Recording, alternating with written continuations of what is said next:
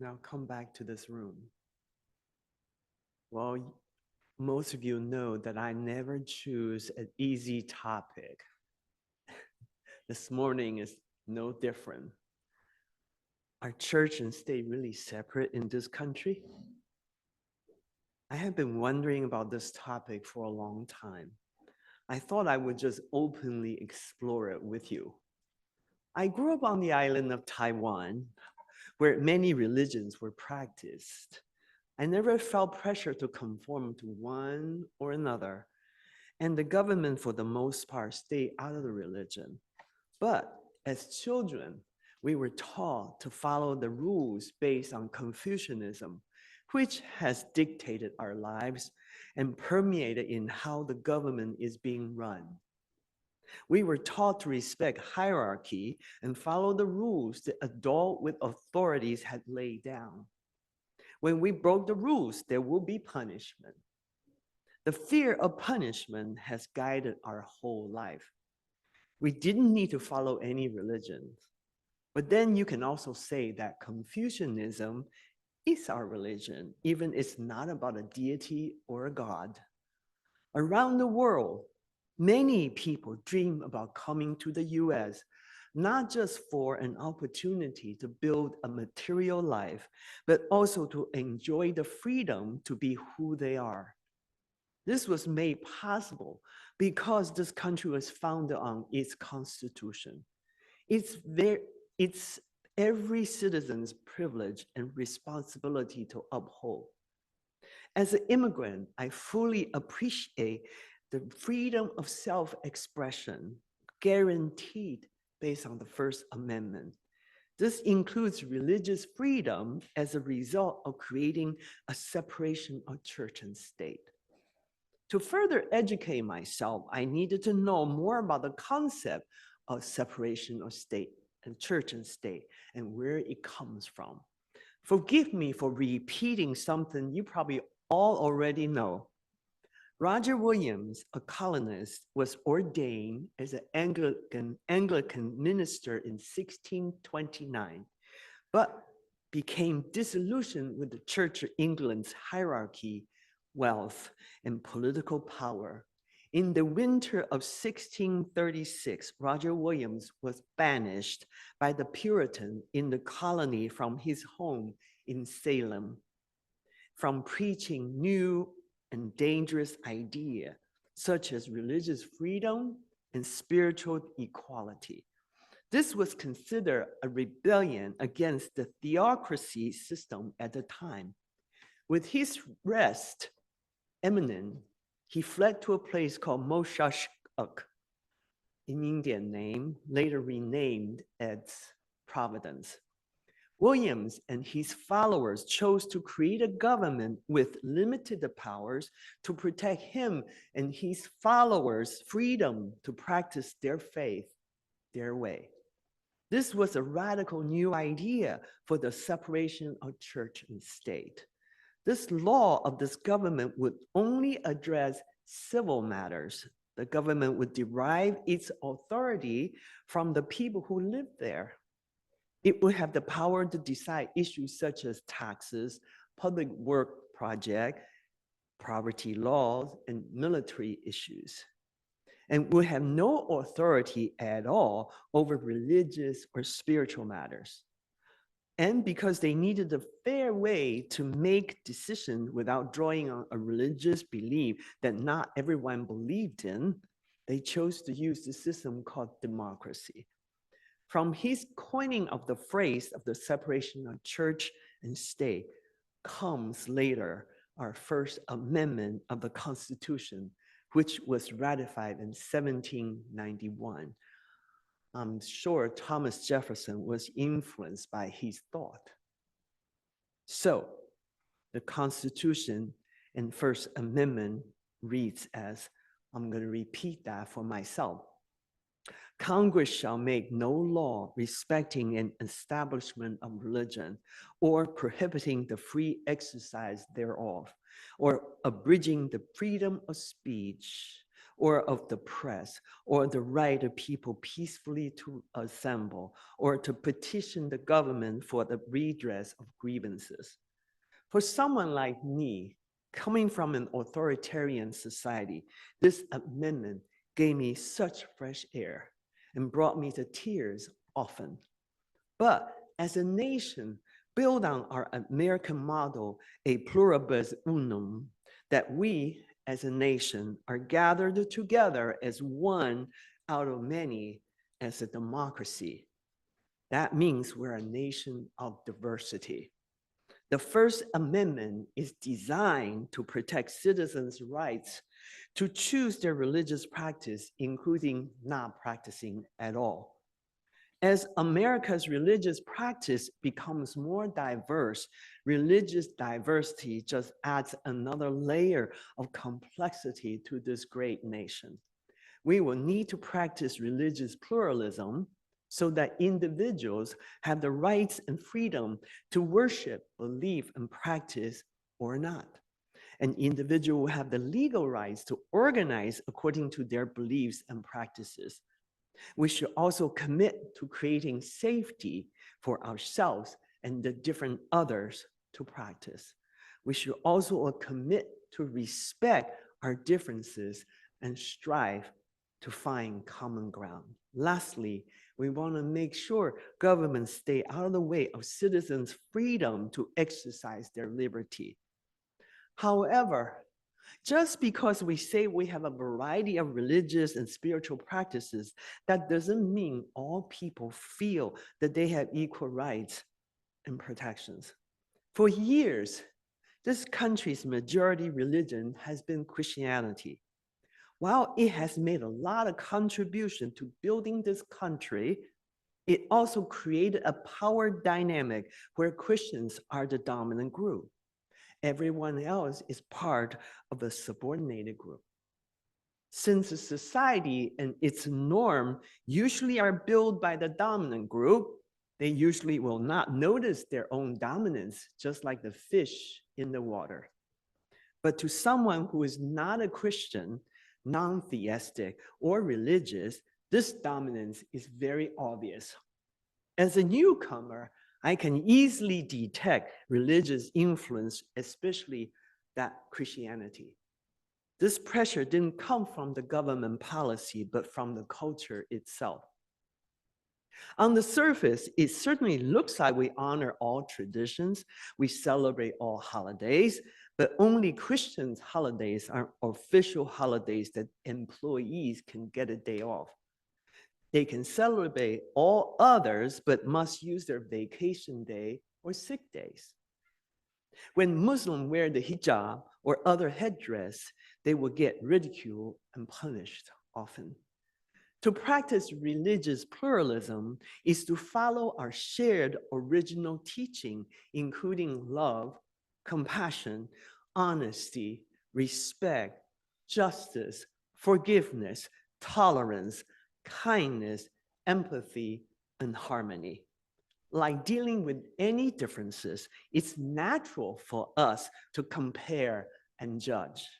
But when a dominant group does the judging, there is a significant consequence because it can pressure the subordinated group to conform or else be condemned.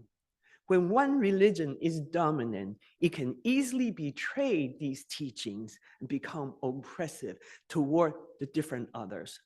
My friend Mike and I were very active in Rotary Club for years.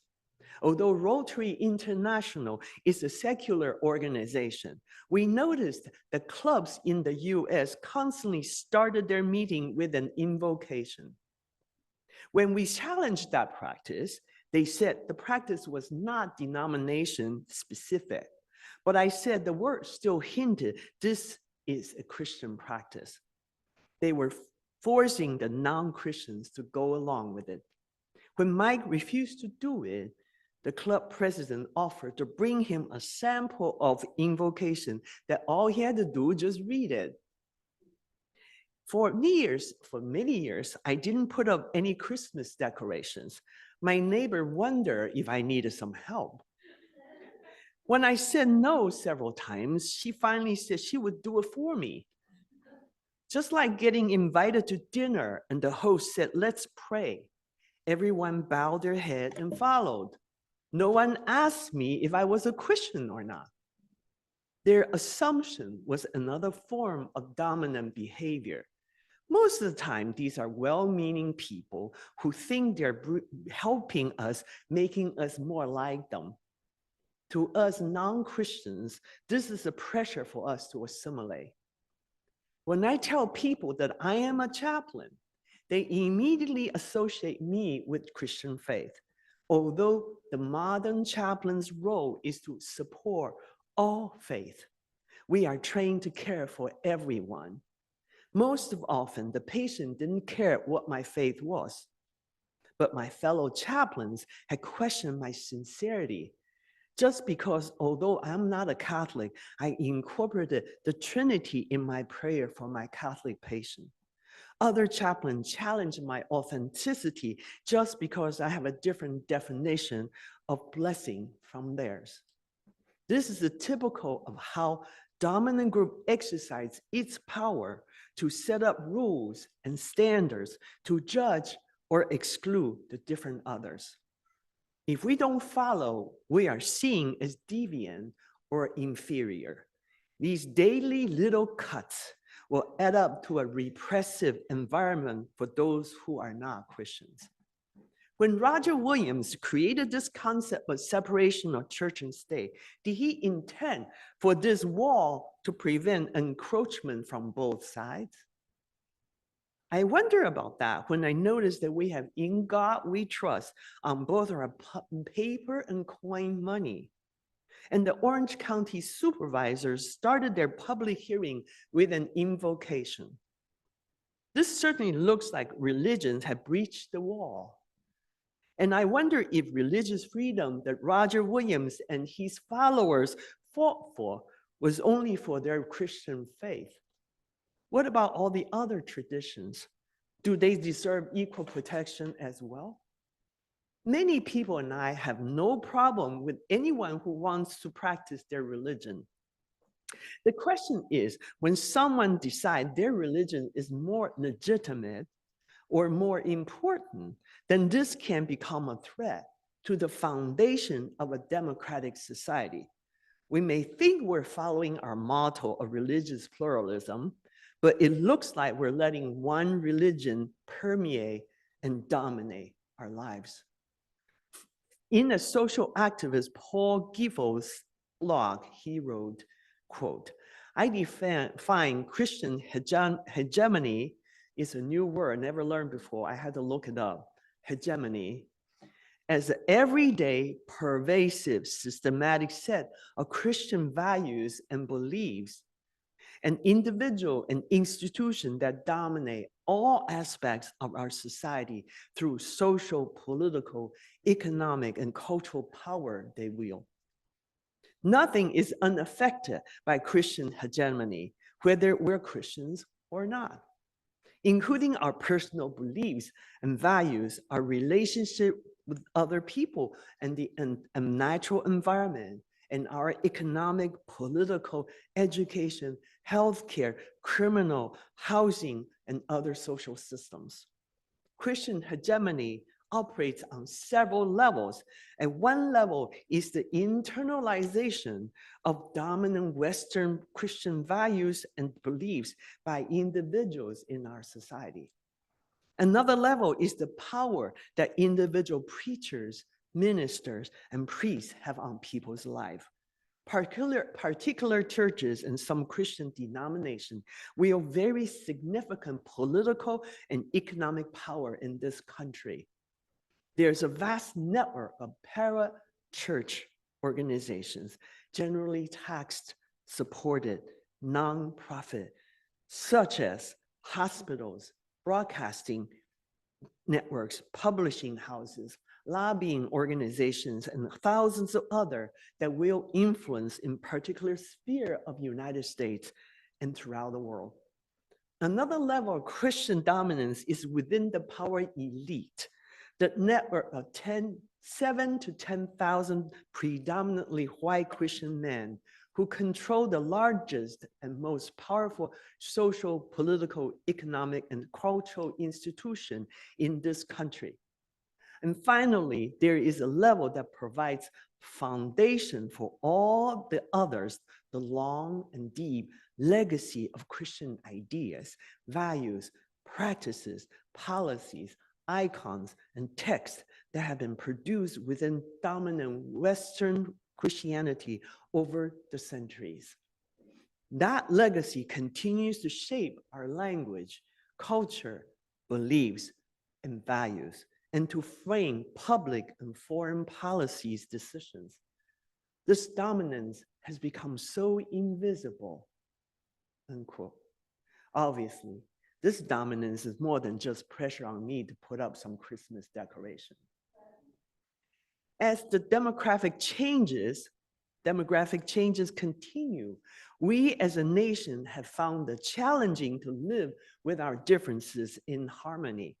For decades, we've been fighting for racial and gender equality. Now we'll need to fight for religious equality as well. According to Pew Research, in 1990, 90% American adults claimed they're Christians. 30 years later, in 2022, that number went down to 63%. Although Christians are still dominant in the population currently, but demographic changes will cause further decline in the Christian population. When Christians are no longer the majority religion, just like when whites are no longer the majority race, soon this will change, a profound change, and impact our society. Any dominant group will feel threatened when they are afraid of losing their power and dominance.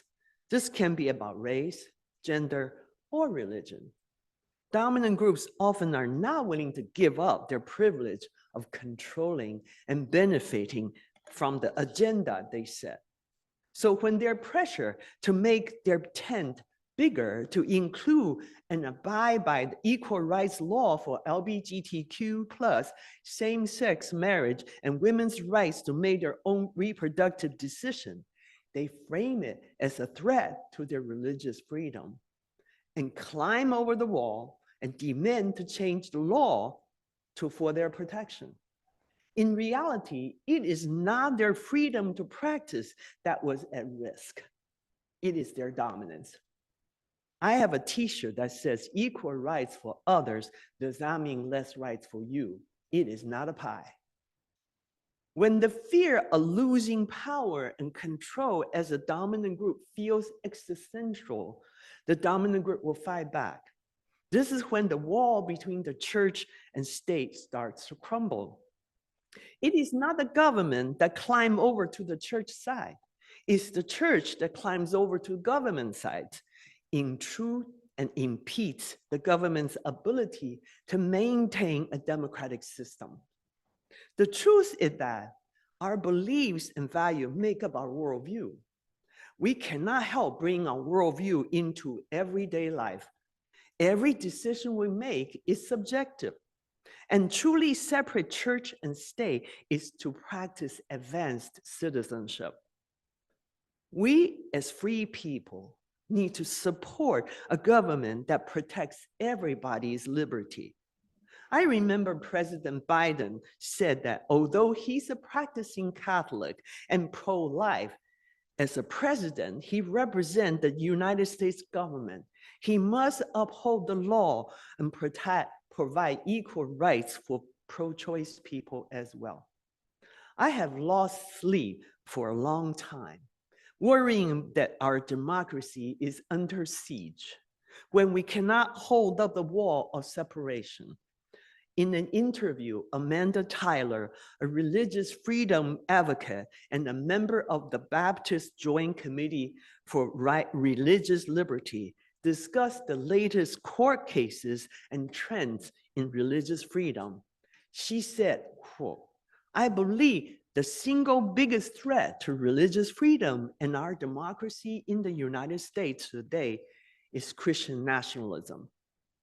Christian nationalism is antithetical to the constitutional ideal that belonging to United States society is not predicated on what faith one practices or whether someone is religious at all. The political ideology that seeks to merge American and Christian identity is deeply embedded in American society and manifests itself in a number of different ways, some more obviously harmful than others. The most violent expression, such as what we saw at January 6th insurrection, get most of the attention. But the more subtle ones, like the state legislative efforts to promote teaching of Bible in public school or require posting in God we trust in public school and other places, and also bring prayers and 10 Commandments back and ban public library ability to provide all kinds of books for children. All these acts are also dangerous in that they perpetuate the false narrative that to be a true American, one must be Christian, and often a certain type of Christian. Christian nationalism undergirds a number of threats to religious freedom, including anti-Muslim bigotry, anti-Semitism, and government-sponsored religion. At its core, this idea threatened the principle of separation of church and state and undermined the establishment clause of the First Amendment. It also leads to discrimination and at times violence against religious minorities and non-religious. These issues will only draw more attention to the years to come since the 6-3 conservative majority on the Supreme Court appear eager to hear more religious liberty cases advancing Christian nationalist argument than in previous years, unquote. Now that I have totally depressed you, I'm here to remind you that as you use, we can spend our energy fretting and worrying about the future threat of our liberty and the democratic foundation for our country. Or we can spend every ounce of our energy to fight for the freedom and justice our Constitution is designed to provide for all. We have a lot of work to do. Let us get off our couch and go do it. Amen. Blessed be.